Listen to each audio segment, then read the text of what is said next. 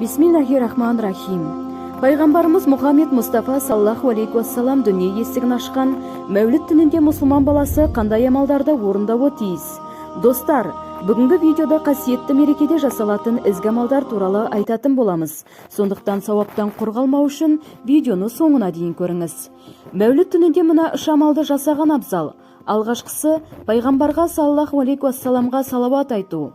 Ардақты пайғамбардың саллаллаху алейхи уассалам есімін естіген сәтте оған салауат айту мүміннің Аллах елшісіне саллаллаху алейхи уассаламға деген махаббатын арттырады және күнәларының кешіріліп, дұғаларының қабыл болуына, мол сауапқа кенелуіне, ең бастысы махшарда Хазіреті пайғамбар Мұхаммедтің саллаллаху алейхи уассаламның шапағатына ие болуына мүмкіндік береді.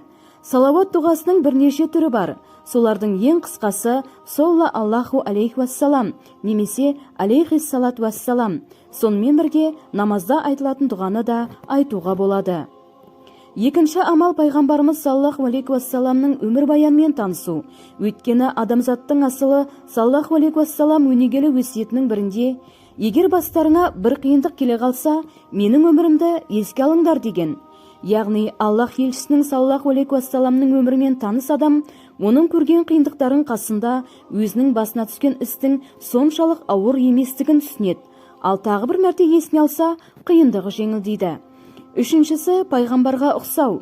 Хазіреті Жәләләддин Руми үйінде тіске басар ештеңе табылмаған сәтте: міне, баспана менді ғана пайғамбардікіне саллаллаху алейхи уассаламға ұқсай бастады деп шүкіршілік айтқан екен.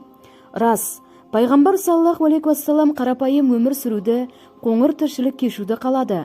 Ол дүние байлығына емес, жан дүниенің байлығына баса мән берді.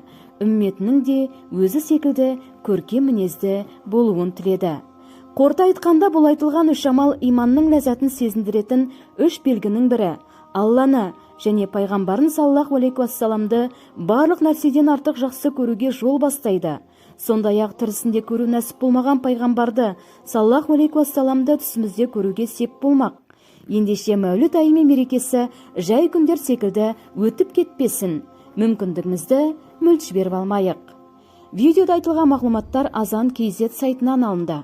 Достар, егер сіздерге видео ұнаған болса, каналға тіркеліп, пікір жазып, лайк басып кетіңіздер. Алдағы уақытта шығатын видеоларды жіберіп алмас үшін қоңырауды басып қоюды ұмытпаңыздар.